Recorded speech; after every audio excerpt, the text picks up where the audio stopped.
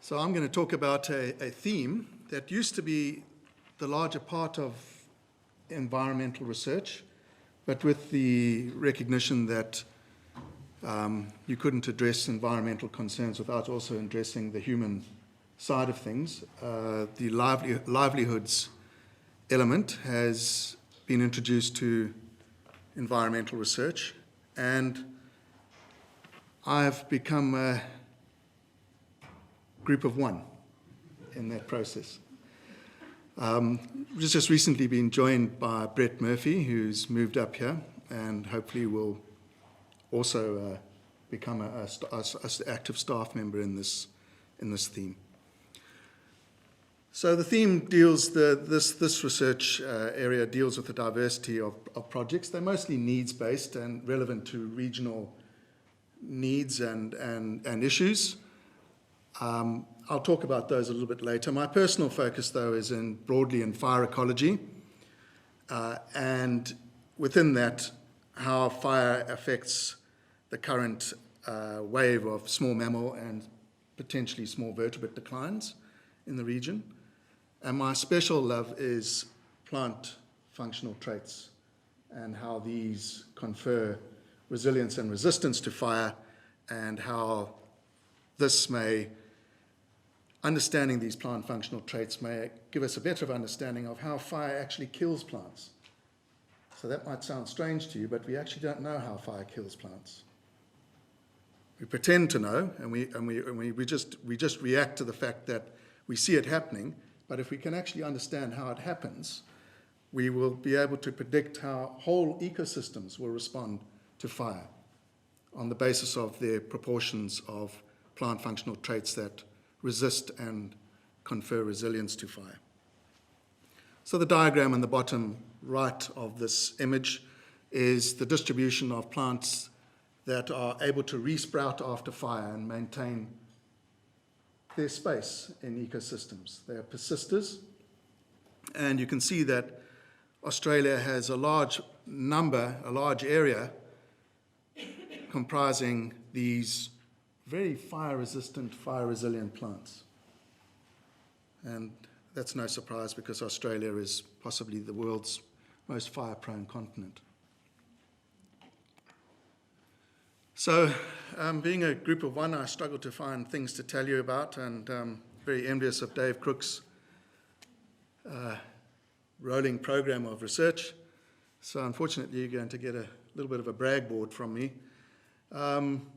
Productivity has been maintained largely by having an eclectic mix of projects. Currently, we have 7 active PhDs, 1 master's by research, honours students that shouldn't be there, it should be under completed. This is for the period 2012 to 14.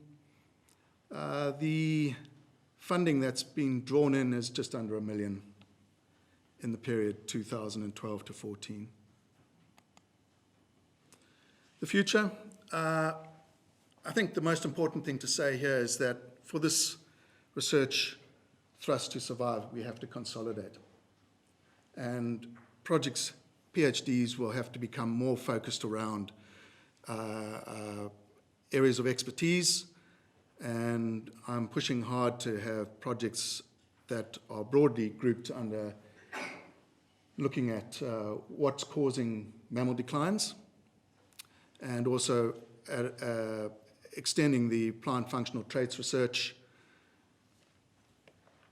and examining a vegetation scheme that I developed with colleagues called the BPR scheme. The diagram above there indicates what the BPR scheme is, which is a scheme that can be used and applied to whole of community, at the whole of community level, to get an idea of how fire resilient, resistant whole ecosystems are. We can't honestly ignore the needs of the Northern Territory, and we're currently courting RIDIC and DPIF and so on. We've been approached by the mango industry, who have a terrible time with magpie geese, who cause profit losses of about well, they dent their profit margins by about 15% a year. And they do this by testing the fruit on the tree, so they mark it, it can't be sold on. And surprisingly, their beaks are strong enough that they can puncture the plastic reticulation, water reticulation systems.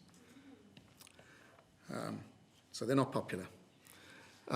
Research goals into the next couple of years are to finish up our reviews on bark thickness as a fire resistance trait, to also extend our findings to whole continents, looking at ecosystem fire resilience in Australia in general, to complete analyses on rodent declines as separate from marsupial declines, which we've already done, and to consolidate postgraduate focus on roles of fire in small vertebrate declines and or plant functional responses to fire. So very quickly, some of the students who work within this group, we have Stuart Pittard, who's working on the impacts of feral buffalo in Kakadu. His project is field-based this year, lots of exciting shooting from helicopters and so on. Have a student, I don't know why that's blacked out. Anna Weir is working on the role of fire in Gordian finch recovery and persistence. Essentially, there's a theory that Gordian finches have become dependent on sorghum grasses as they've expanded across the north, and sorghum is only available for a very short time of the year, and so their breeding is becoming compressed into shorter periods and also into areas where there are nest sites in proximity to sorghum. 80% of their diet while they're breeding, it comes from sorghum seed. And we also think that this is influencing how Gordian finches move, and that there may be at the moment a spurious perception that Gordian finches are doing really well when it's a small population that's moving a lot. It doesn't represent an expansion of Gordian finches across a large area. Another student's looking at an invasive plant and rubber bush, which annoys pastoralists. And this is Amanda Lillyman. Amanda's looking at shorebirds and their site fidelity and ecology in the Greater Darwin area, and how these shorebirds manage to make a living after migrating long distances and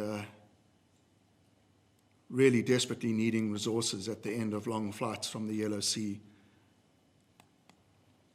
And lastly, one of the postdocs, Miguel Bedoya Perez, is working on wallabies that also annoy pastoralists. Seems like pastoralists are easily annoyed. But these guys do eat the profits off improved pastures. So if we want a beef industry, we're going to need to do something about wallabies. Right, Brett Murphy will quickly talk to this theme as well. So I've just moved back up here after a couple of years in Melbourne, but before that had been in Darwin for a very long time, did my PhD here at CDU. So at the moment I'm just sitting with Real, and still employed by Melbourne Uni, but hopefully at some stage I'll be able to transition across to some sort of position in Real. Basically my research really strongly focuses on fire in savannas. Basically I'm a fire ecologist, and it fits within three themes, I guess. So how do you best manage fire in savannas for a range of objectives, such as biodiversity conservation and greenhouse gas abatement, for example. The second main theme is just how fire controls tree populations in savannas. So some of the questions I'm interested in, like, well, why eucalypts dominate savannas, and if you change fire regimes do you get changes in the abundance of trees and the composition of the tree layer? So obviously that ties in quite tightly with savanna fire management. And the third theme that my research focuses on is fire ecology of small mammals. I guess I've been spending a lot of research time on this lately and just really answering the question of what role fire plays in the recent decline of small mammals in Northern Australia. And I've been very fortunate to have won some ARC funding in the last couple of years to work on these topics. So my position's funded by ARC DECRA, and sort of generally working on this sort of broad research theme. And then this year I'm going to be starting a project, a discovery project with Dave Bowman at UTAS, working in a range of sites across Northern Australia, looking at spatial scales of fire regimes, fire mosaics, and then some other small amounts of funding for various projects on small mammals and also some veg dynamics. And so these funds, this research funding supports a range of students, mainly University of Melbourne students, but hopefully they're going to be able to spend quite a bit of time based, sort of visiting REAL at least. Most of those guys work on small mammals, which I think it's sort of very easy to sell small mammals to students. But also I have one student working on trees and a student working on optimal decision making for fire management. And just in the future, hopefully recruit some students to be based here at CDU, project on arboreal mammals in tropical savannas, and also a project on the effects of fire management on tree biomass, and hopefully submitting some ARC linkage proposals later in the year with working with Mike and also Jeremy and the mob from Darwin Bushfire Research Centre, and hopefully involved with the NESP Threatened Species Recovery Hub. So yeah, so I'm very excited to be certainly based with REAL, so it's great, thanks.